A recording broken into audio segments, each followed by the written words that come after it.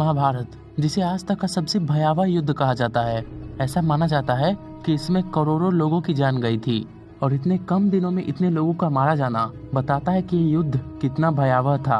इस युद्ध में एक पूरे वंश का नाश हो गया, कुछ व्यक्तियों को छोड़ के, और अनगिनत निर्दोष प्राणी मारे गए।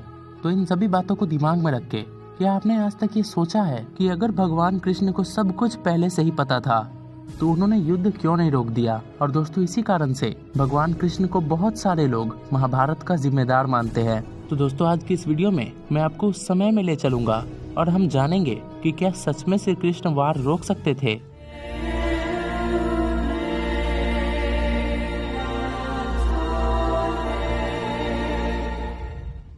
पहले हमें ये जानना होगा कि क्या श्री कृष्ण ने कभी इस युद्ध को रोकने का प्रयास किया? तो जवाब है हाँ। अगर महाभारत को ध्यान से पढ़ा जाए तो श्री कृष्ण ने इस युद्ध को रोकने के बहुत सारे प्रयास किए थे। उन्होंने सभी को ये बताने की कोशिश की कि वो अपने स्तर पे इस युद्ध को रोकने के लिए क्या कर सकते हैं।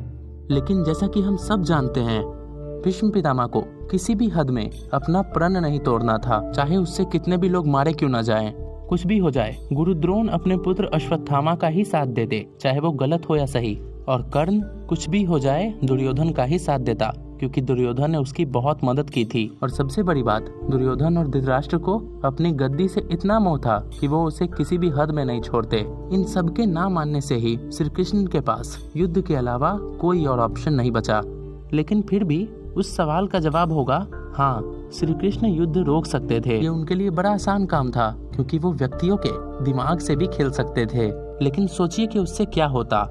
ये तो हम जानते हैं कि जब खुद भगवान को पृथ्वी पे आना पड़े तो समस्या बहुत बड़ी ही होगी। और अगर देखें तो महाभारत का उद्देश्य भी एक बहुत बड़े समस्या का अंत करना ही था, जो कि था पूरे पृथ्वी पे बढ़ रहे बुरे और अधर्मी लोगों का नाश करना। क्योंकि अगर वो लोग बच जाते तो पृथ्वी पे आगे और समस्या होती। लेकिन ये भी सच है कि इस युद्ध का फल बहुत सारे निर्दोषों को भी झेलना पड़ा। लेकिन ये भी कहते हैं कि बहुत बड़ा उद्देश्य पाने के लिए बहुत कुछ खोना पड़ता है।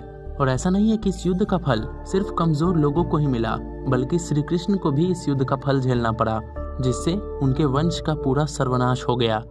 लेकिन दोस्तों, अब भी बहुत लोग हैं जो कि ये जरूर मानते होंगे कि महाभारत होने में श्री कृष्ण का भी एक बहुत बड़ा रोल था। लेकिन हम ये तो जानते ही हैं कि श्री कृष्ण खुद ही भगवान है, तो उन्होंने जो किया होगा सोच समझ के ही किया होगा। उसके पीछे बहुत बड़ा उद्देश्य ही होगा। आगे और ऐसी वीडियोस देखने के लिए नॉलेज भूमि को सब्सक्राइब करें। हम फिर से मिलेंगे।